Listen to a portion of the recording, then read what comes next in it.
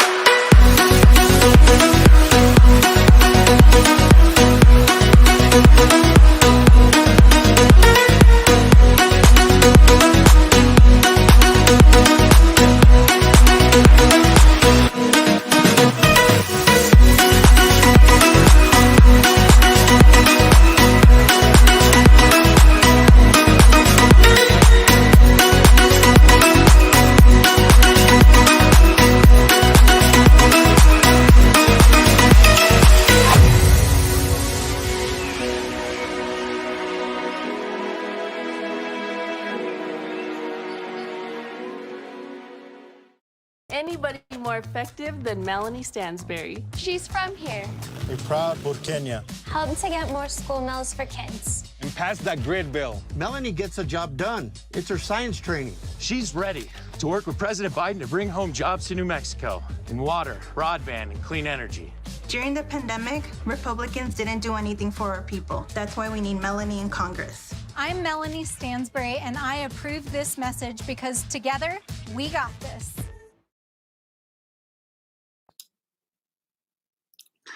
Good evening, everyone. She'eya already Nelson yan she tupon shlondo kia ane e pashishin senjikine e dashechero touchini e dashanella and le bishbit e nasha quatal denen shle. On behalf of Diné Equality, the largest political and community advocacy indigenous organization in the entire United States, I'd like to welcome you all tonight for this amazing gathering of community leaders in the state of New Mexico. We have to note that Diné Equality not only represents our community members that identify as Indigenous, LGBTQIA, or Two-Spirit in New Mexico, but we also have been advocating for the last 10 years now for the communities in Arizona, Utah, and Colorado, and all around the country, because as you know, most of our Diné people, and everyone says they also know a Navajo person that's living all across the globe, and we're really proud of that. Our people have gone through a huge journey of reflection and also have dealt with a lot of the trauma that this monster that we're in the process of defeating and fighting called COVID-19. This pandemic has shifted all of our lives, and we can only imagine how this particular virus has impacted so many different families, and we've lost a lot of loved ones. And so tonight we remember their names. We also an organization that stands up and has politically organized and will continue to politically advocate, not only in Window Rock, that capital, but in capitals all across the country for our Indigenous and Navajo LGBTQI Two-Spirit relatives from around the country. So my name is Alray Nelson. I'm actually the lead organizer and the founder for this organization. I also serve as the executive director for Diné Pride, and I'm so honored and proud to be here with all you tonight, and thank you for joining us, especially to those state central committee members that are joining us in the state of New Mexico, because you have an important vote that's going to happen at 7 a.m. tomorrow. That's going to be the vote for the future, a vote who's the best person that will advocate for us as Indigenous Native people, but also as New Mexicans, someone that's going to be there as a champion for our gay, lesbian, bisexual, transgender, Two-Spirit, and queer relatives all across the state in Congress. And we actually went through an extensive process. And I'd like to thank all the other amazing candidates that submitted their reflections and their responses to an extensive process that lasted with so many amazing LGBTQIA plus allies that were part of our endorsement committee. And so tonight we're going to bring you a voice that's never really been heard of, and someone that's experience really amplifies the experience of also Secretary Debra Haaland.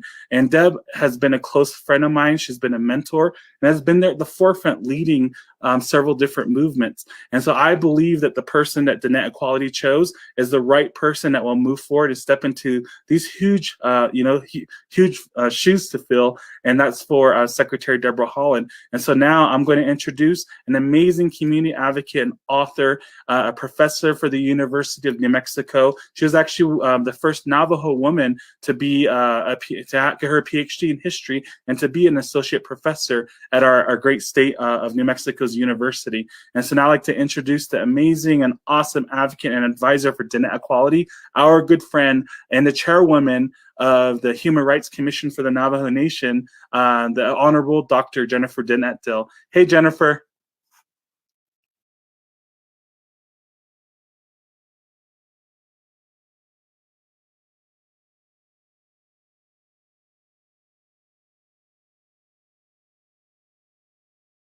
Loganslaw Ashe Basis Chin Kilachini Dashe Twahet Lini Dashanella with our aya Astanshle. I am very pleased that RA asked me to be a part of this important event to endorse Representative Melanie Stansbury for Congress District 1. I became known as an advocate for our Indigenous and LGBTQI Two-Spirit community when I became involved and began to listen to the conversation and dialogues on the Navajo Nation as our Navajo legislators debated about the Diné Marriage Act, which many have called a marriage ban against those who are non-binary gendered. And so in that content then, in that place then, I formed my path as an advocate of our Diné LGBTQ Two-Spirit relatives. That awareness that came about as a result of the passage of the Diné Marriage Act in 2005 brought forth even more advocacy, even more awareness of the need to accept our LGBTQ2I Two-Spirit community members, to make sure that we are all inclusive and that we extend kinship to all of our relatives. Diné Equality was formed under Al Ray Nelson's directorship. He has taken up the lead to be an advocate for full inclusion and participation of our non-binary gendered relatives in our nations and our communities. And so this evening at this event, we also like to continue acting like gender equality is now here, and know that for all of us, it requires the support, action, and advocacy of our non-binary gendered relatives. This evening, Diné Equality, as it endorses Representative Melanie Stansbury, informs the path for inclusion and equality within all of our nations, whether it be our respective Indigenous nations, whether it be the states in which we live, and also within the United States. I'm happy that Al Ray told me that when Diné Equality did a poll so that they could endorse a candidate for Congress, the Diné and Native LGBTQ2I Two-Spirit came out and took part in the survey. And so we do have here an endorsement of our non-binary gendered relatives, and I'm proud to say that. We hope that Representative Melanie Stansbury will advocate for our Native and Indigenous LGBTQ2I Two-Spirit relatives.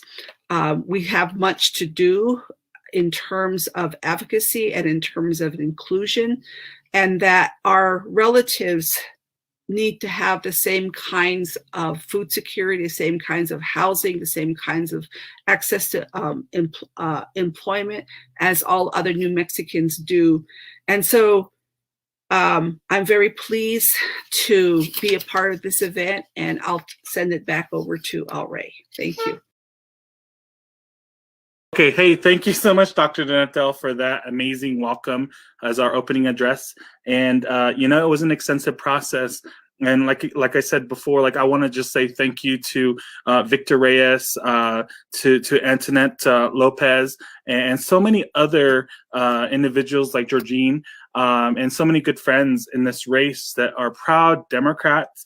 Many are proud progressive Democrats that really have uplifted our voices as an LGBTQI community. And we're really proud to also be the only national LGBTQ organization that represents Indian country to actually take a position in this particular race, because it was important not only to our trans women of color that live and reside in this district that Debra Haaland represented, but it was also important to the young and up and coming 18-year-olds that are planning to vote and within this midterm election of 2022. So as an organization, we're going to continue to uplift those voices. We're going to continue to hold leaders accountable like State Representative Melanie Stansbury and so many others.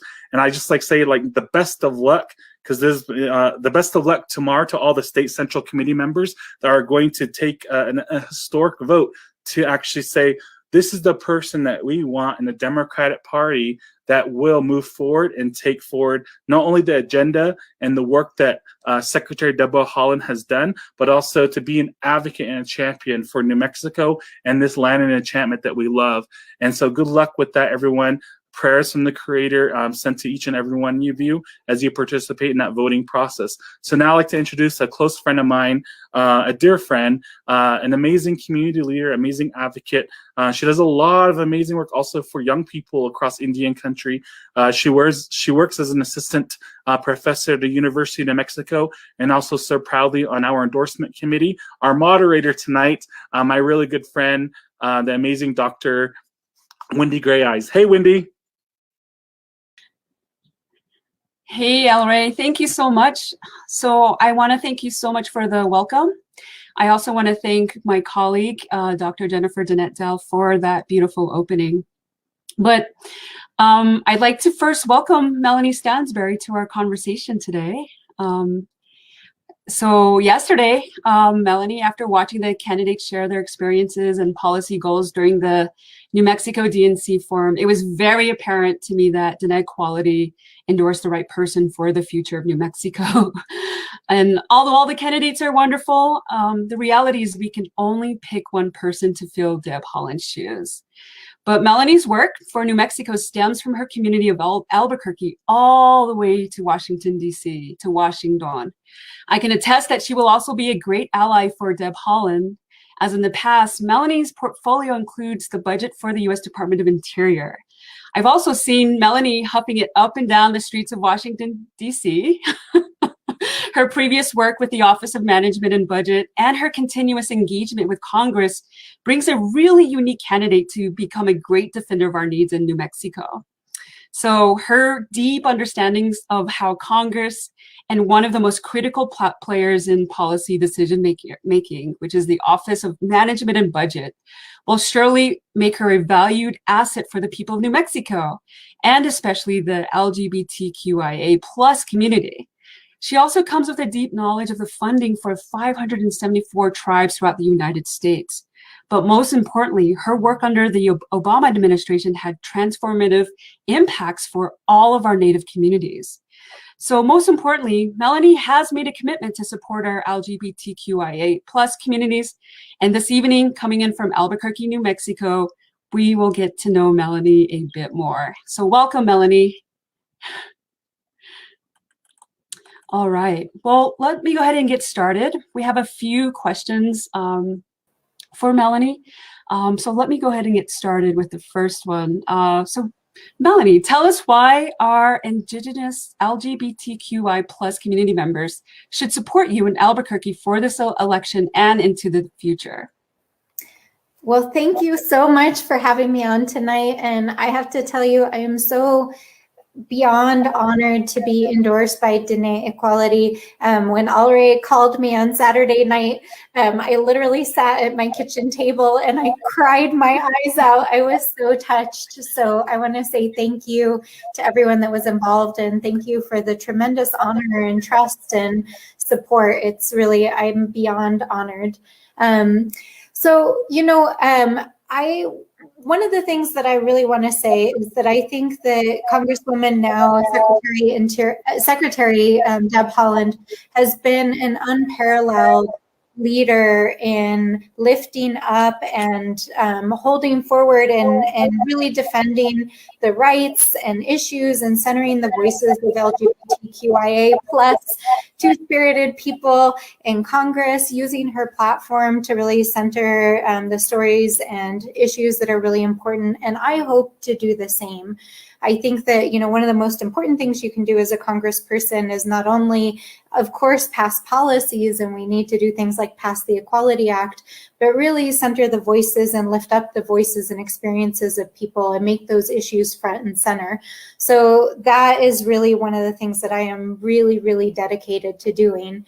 And, some of the things that I think are really important, obviously here in New Mexico, in our communities, is, supporting all of our LGBTQIA communities wherever people are living, whether in urban places or in tribal communities or in rural areas, bringing resources home to help. And of course, passing laws and policies that protect the rights of people, and also especially focusing, I think, on trans issues, and making sure that people have equality, access, we're fighting violence, and most importantly, that people have every opportunity to thrive, right? Across every sphere of our lives, access to healthcare, access to education, access to housing. So I think all of these issues are so cross-cutting and intersectional. And so my commitment to our communities is to really lift up the voices and center these issues as part of the work that I do, hopefully representing our communities. That's fantastic. Thank you so much, Melanie. Well, another question that has arisen, and I think this is a really obvious issue, is one, you're not Native American. I mean, there are many New Mexico Native Americans that feel that Deb Haaland's seat should be replaced with a Native American in order to retain a Native voice in Congress. So what do you say to Native Americans that feel that way? Well, I think there's no question, obviously, right? I mean, it's the historic nature of Representative Haaland, now Secretary Haaland, and Sharice David serving as our first Native Indigenous women in Congress is historic and so critical on so many levels. When you launch a campaign, no matter who you are, you put yourself forward and what you have to offer and bring to the table. And I am not an Indigenous person, and so I don't have that to offer and that legacy to carry forward if I am elected here.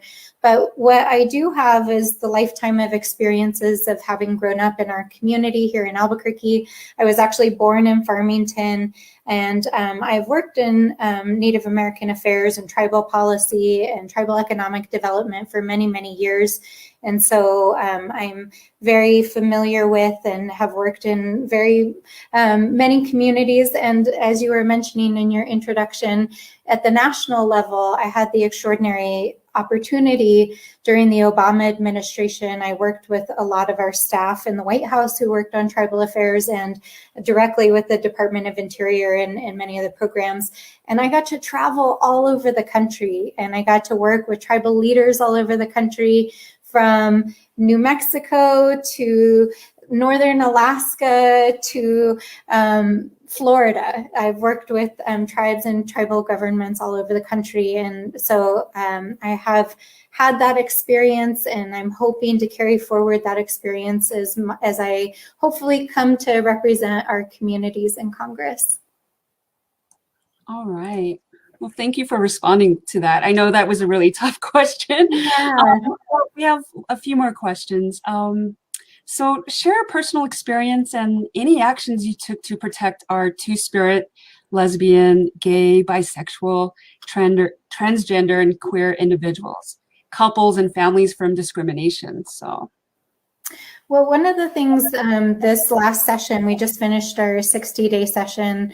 I co-sponsored a bill that was being supported by EQ&M that our amazing Representative Brittany Barreras was carrying, which was HB 192 to extend the Human Rights Act. And here in New Mexico, our Human Rights Act already applies to extend, rights for all different identities, and to make sure that we're protecting it in public bodies, state agencies and contractors and things like that. That was part of why that bill was being put forward. And so in some ways, it's very much parallels the Equality Act that folks are working on trying to get passed in the Senate now at the national level.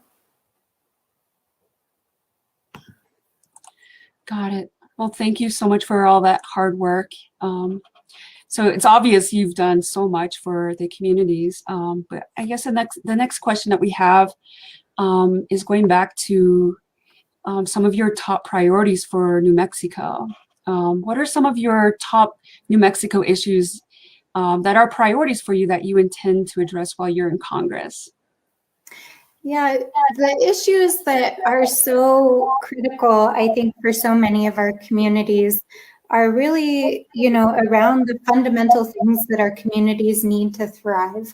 And so I've worked kind of my entire career around issues around social justice, community development, and sustainability. And so, some of the major issues that are near and dear to my heart that I work on every day, and which I hope to lift up at the congressional level, are around hunger issues, food and hunger issues, water security in particular. That's what I work on professionally, is how do we make sure that our communities have access to water, both for drinking water, but also to sustain our agriculture and our rivers and the well-being of our communities long term. So food and water security, access to healthcare, broadband, the most important elements of life. And also housing and homelessness is another issue that is something that I'm extremely passionate about, especially here in Albuquerque. We have, a huge homeless population, and we have really difficult issues around affordable housing. And I think that's a place where having focus from the federal level can really make a huge impact. So that's that side of the house. And then on the sustainability aspects, obviously we're living in a moment where climate change is impacting our communities, and we have to take decisive action. And I'm really deeply dedicated to addressing climate change, both in terms of, addressing our greenhouse gas emissions, but also helping our communities have resources and tools to prepare for the impacts of climate change.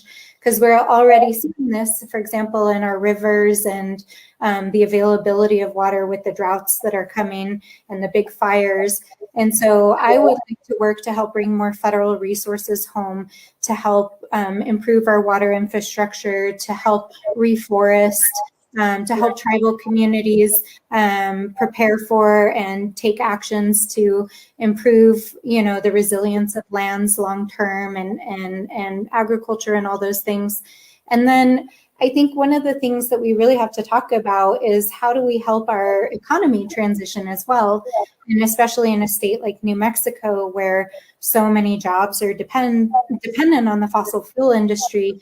How do we help plan for a more economically resilient future and really center the voices of our communities in that?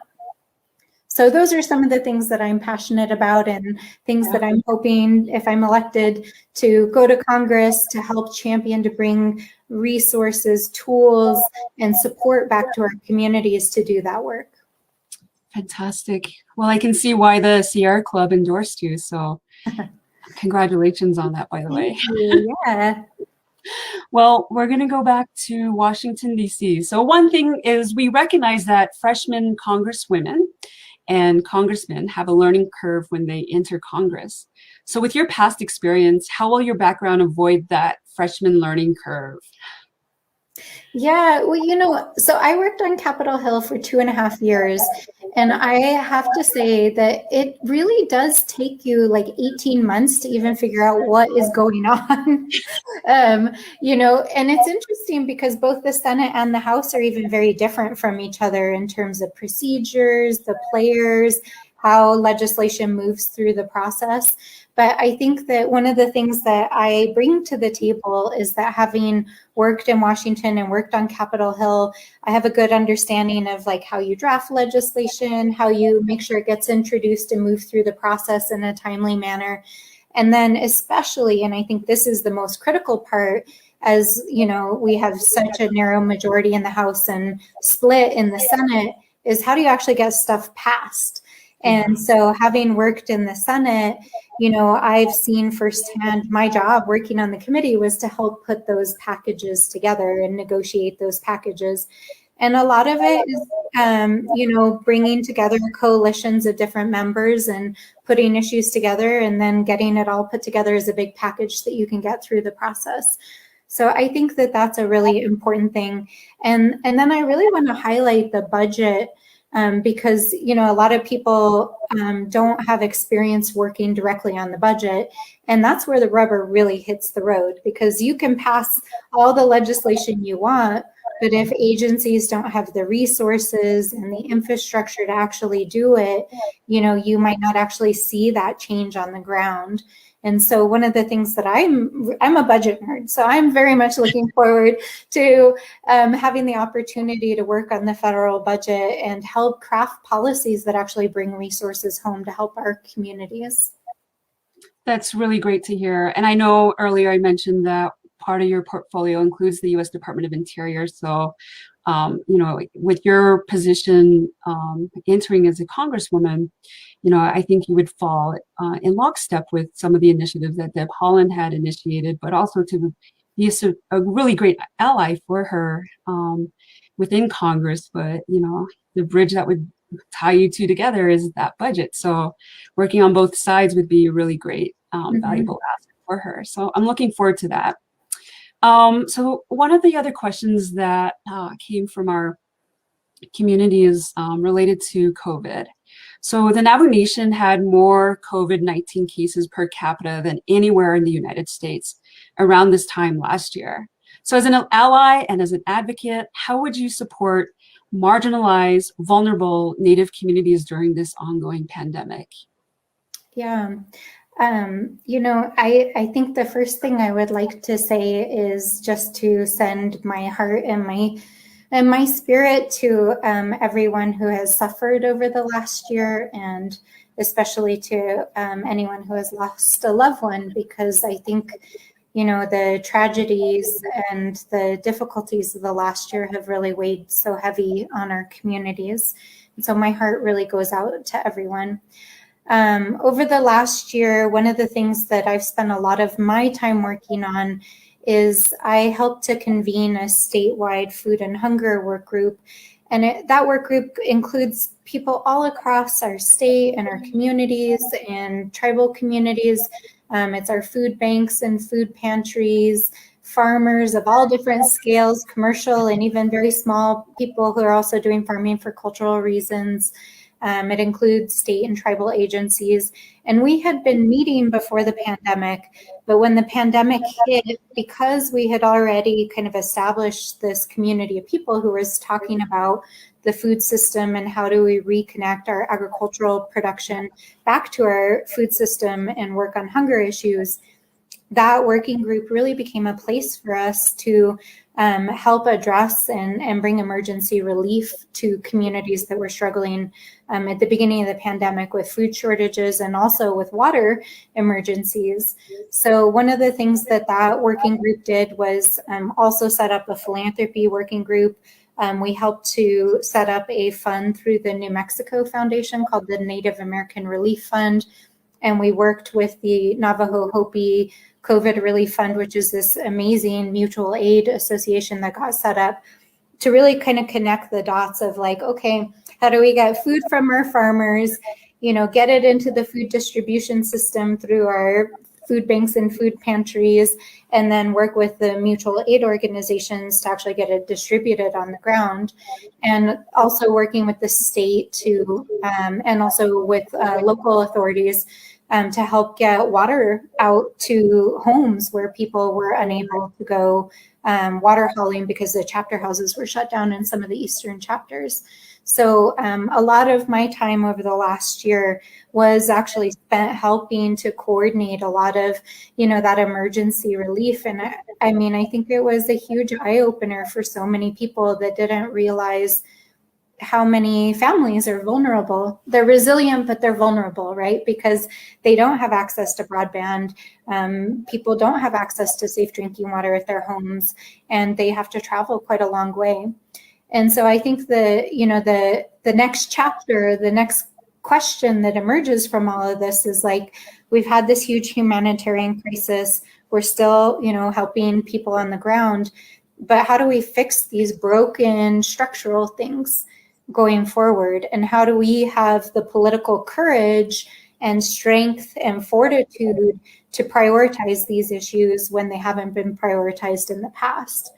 And I say that because I've worked on tribal water issues for many years, and there's been lots of work and ink spilled, trying to address the history of these issues.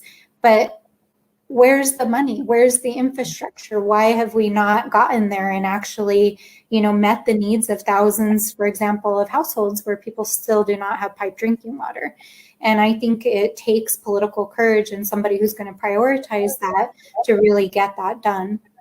So, that's kind of on the household level and the family level almost.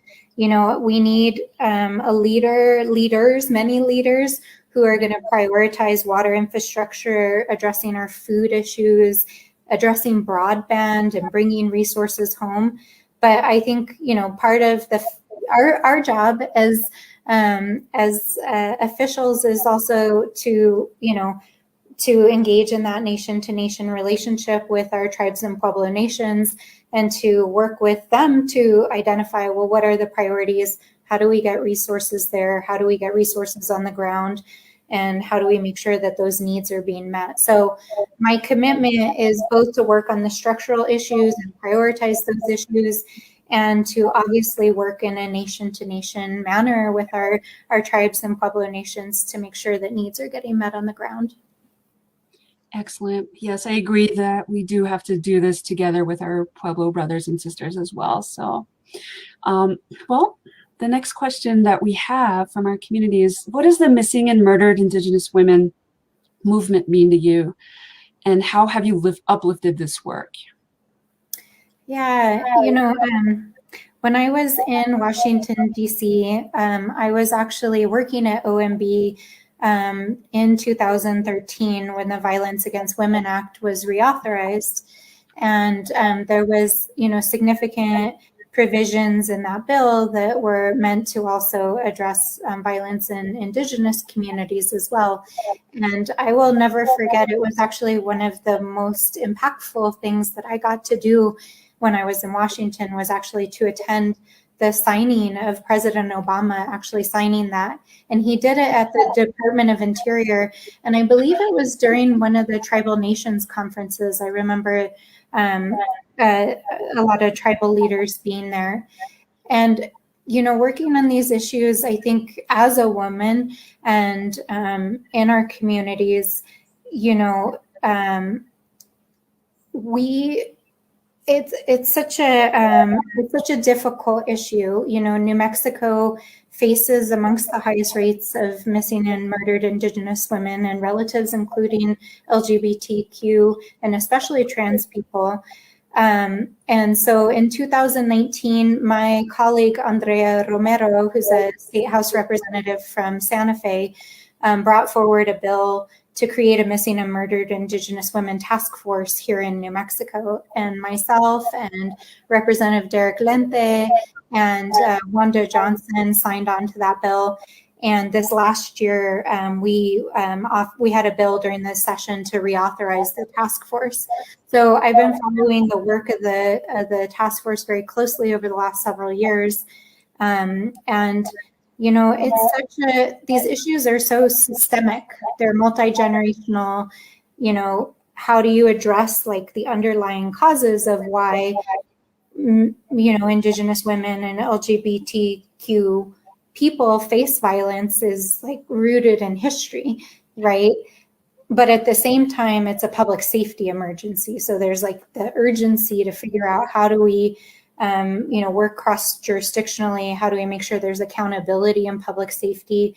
How do we make sure there's victims resources and survivors resources for people who've experienced violence and families? And so you have to work at both ends, right? You have to address sort of the structural reasons why violence is happening, while also bringing resources and really bringing to bear that public safety crisis to address so that people are safe. So you have to do all the things. Yeah, and it's quite a significant amount of work. But I'm really hopeful that I think you can tackle this issue as well. So, so another question that came from our LGBTQI plus communities related to trans women. So trans women of color face higher rates of violence and death in the United States and on tribal nations. What can we do to end this? I mean, this is so intertwined also with the missing and murdered Indigenous women and relatives question. I think, again, kind of at the structural level, we have to address the culture of transphobic, cultures that perpetuates violence against trans people. And that work has to be done on, on all levels, by elevating trans people and trans experiences and making sure that those are at the center of our culture and our lives, and celebrating trans people, but also, deconstructing, the transphobic ideas that permeate all cultures in American culture and in tribal communities and rural communities, especially, I think. But I think we need stronger laws that provide protection. I think that's why, the Equality Act is particularly important, because it gives you that legal tool. I think we need stronger laws at the state level for people who are living, in state lands. And I think we have to address it sort of systemically across everything from housing to education to, all spheres in which people are being discriminated against, and make sure that we have laws in place that protect people and that we're enforcing them. So it's working again across all of the tools that we need to do. Absolutely. Well, I'm going to go ahead and go back to Washington, D.C. and Deb Haaland. So what we've observed is that Congresswoman Deb Haaland was recognized by her congressional peers as having the most bipartisan bills during her tenure. So what are some strategies and lessons learned from Deb Haaland that you will deploy to support bipartisanship in Congress? Well, I look at this person, she is probably, in my mind, one of the most effective Congress people I've ever seen, ever. And I think part of it is just the incredible person she is, the integrity she has, the kindness that she has. Part of it is just like your character and who you are. But I think it is that she's also incredibly principled and, always willing to find the solution to advance what we need to advance the issues that we're working on. And, when I worked on the Hill, I worked on the committee. And so my job was to work with the staff. I worked on the Democratic staff of the committee, and I worked with the Republican staff, was to find that common ground. And the thing that I learned is that if you talk long enough, if you spend enough time in a room sitting around a table, that you will always find common ground with people. And when you don't, you have to stick by your principles. You can't give up on the things that are most important, but there's always a path forward, and there's always opportunities for doing bipartisan work. And so I'm hopeful that if I'm elected, that I'll carry forward, Deb's legacy of doing bipartisan work and highly principled and effective work. And I think that having worked on the Hill in that capacity before, that I really understand kind of the art and the craft of doing that. And I try to do that on all my legislation here at the legislature too, because, we have a Democratic majority in our legislature, and you can pass Democratic legislation without Republican support. But I always try to do bipartisan legislation because I think it brings good ideas. I think it brings a commitment to the work. And I think it helps really advance policy and the lasting impacts of it. Fantastic. And that's what we need now, is we need to unite our country. So absolutely. Well, our final question is related to recently Governor Michelle Lujan Grisham requested an exemption from Biden's oil and gas leasing pause. She argued that the state is addressing climate change and raised her concerns with the U.S. Department of Interior. Given that the state's dependency on gas and oil, what will you do to ensure that our economic interests as New Mexicans is protected, but also balancing our climate protective goals? And I think you kind of tackled this earlier, but I think we want to make sure we get a clear response. Thanks. Yeah, well, especially on this issue of the pause that started at the beginning of this administration, having worked at the federal level on energy policy and public lands policy, one thing I want to say is that it's totally normal for a new administration to come in and look at what the previous administration did and say, is this really the policy direction that we want to take things?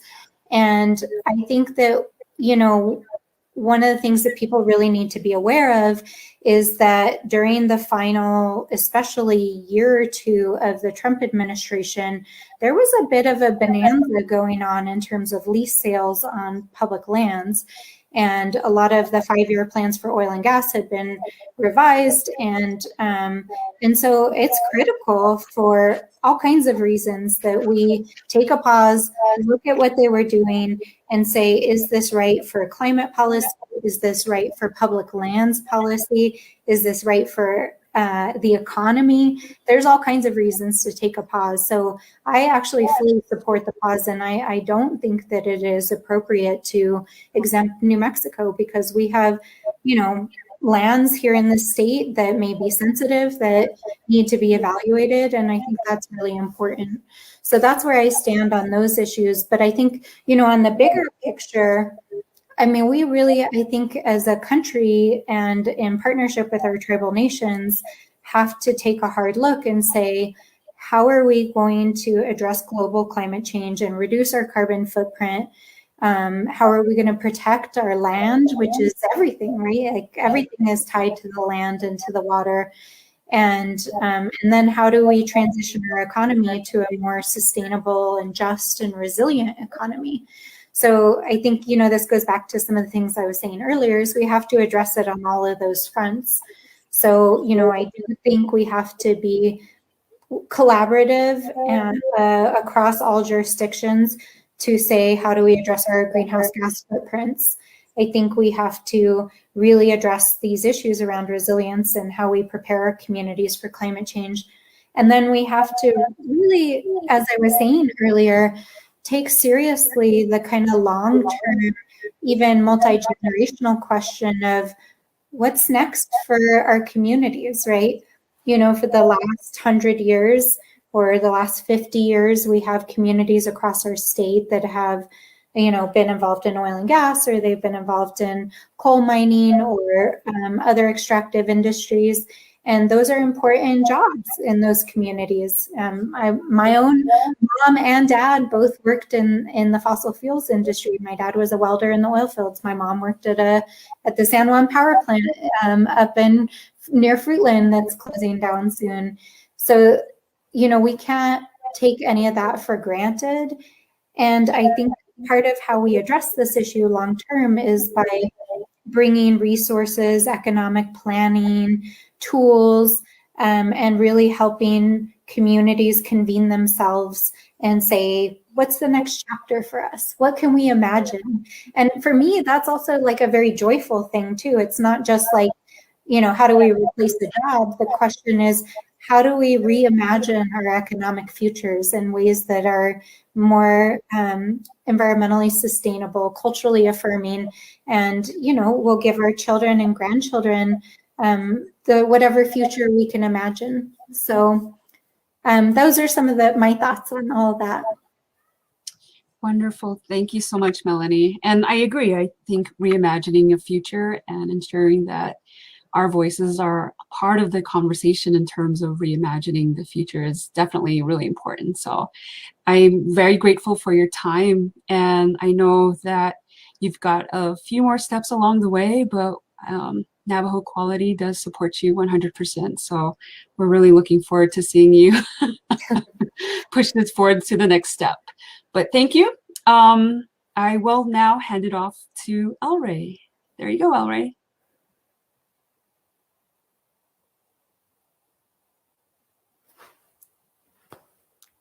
There you go. Hey, everybody. We're actually using this new platform for Diné Equality and Diné Pride. So thank you so much for just going through this process of the tech problems we're having. And, that's just the learning curve that we've been going through, as particularly with this pandemic and our young people, especially our LGBTQ young people. But Representative Stansbury, thank you so much on behalf of our organization for just being a champion. We chose you as that person. After tallying the votes, after having so many community conversations, we feel that we're confident enough to say, like, you're 110% going to receive the Democratic nomination tomorrow, and we're going to do everything we can to uplift and really provide your voice. And so I want to provide you an opportunity to give us a closing statement. And for those SAC members from New Mexico, from Bernalillo area, Congressional District 1 that are watching this right now are going to watch it later on tomorrow morning. If you're still undecided or you're decided, let's all come together. And our organization says that Melanie is the best bet that we have that will uplift the progressive voice of not only the Democratic Party, but for all Americans in New Mexico and all First Americans, our indigenous peoples in New Mexico. So Melanie, we have your back and we're going to fist bump you, okay? So I'm going to give you a couple minutes to do a closing. All right. Well, thank you again, El Ray and Diné Equality. I truly can't tell you how incredibly honored I am to have your endorsement and your support. And it weighs heavy on me also to feel entrusted to be able to work with you all and to be able to carry forward, hopefully, and be an advocate and an ally and support and champion all of our Indigenous and LGBTQ issues. And so I'm so incredibly grateful. So as I said, I grew up right here in Albuquerque. I grew up here in New Mexico. And I really, truly believe deeply in our communities and in our ability to bring meaningful change to our communities. I know that when we put our hearts and our minds together, we thrive. And I know the grit and determination and resilience of our communities as well. So if I'm lucky enough to serve as your next Congresswoman, my commitment is to fight for and lift up LGBTQ plus issues, to work on the issues that affect our families and our communities, from hunger and homelessness and access to water and broadband, to fight for social and economic justice, and to tackle global climate change and our economic transition here in New Mexico.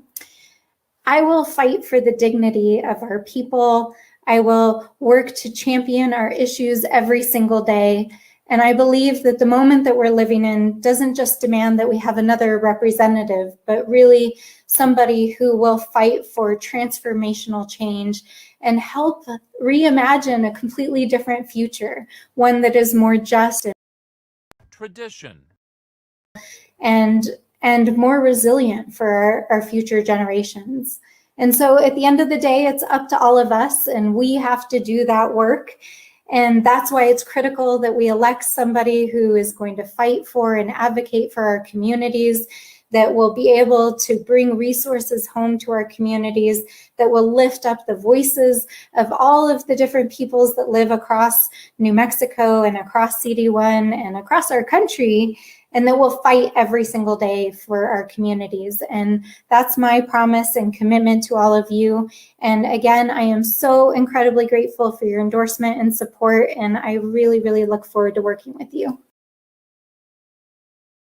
Tradition remains law of the land on Navajo Nation, a society in which family is the foundation. The core, what it means to be Diné, to be Navajo, is family, and it's about compassion, and it's about understanding, and it's about acceptance. 29-year-old Alray Nelson. He's the only son in a large Navajo family. He remembers his childhood fondly. It was probably the best time of my life because I had so many cousin brothers and so many cousin sisters that we live in a very rural area, and so you had all this land to explore, to ride horses, to build mud houses, and to really be outside. And I always remember doing that growing up. So it's important to me that if I plan to raise a family in the future, that my own children live that happy time in their lives as well in the future. But the dream of building a family of his own and one day raising a child in a legally recognized family is out of reach. For Alray and his partner Brennan, marriage is still banned by their government. It says, marriage between persons of the same sex is void and prohibited. Alray is reading a portion of the Navajo's 2005 Diné Marriage Act, a law which denies him the right to marry, despite the U.S. Supreme Court legalizing same-sex marriage earlier this summer. I want tribal leaders to understand this is foreign to me, it's foreign to gay and lesbian couples, and it's foreign to Navajo people. But it's still Navajo law today. The laws regarding same-sex marriage vary greatly depending on which reservation you travel to. At least 11 sovereign Native American tribes still have bans on same-sex marriage, including two of the largest, the Cherokee and the Navajo. Combined, they have some 600,000 members. Alray is now leading the charge to change Navajo law, but so far, his attempts have failed. Out of these 24 chairs here, we need 16 votes to repeal or amend this law, but we do have a long ways to go. Our request for comment from Navajo Nation President Ben Shelley went unanswered. With marriage laws changing all across the country, Alray feels his tribe will have to come along eventually. Adam May, Al Jazeera, Navajo Nation.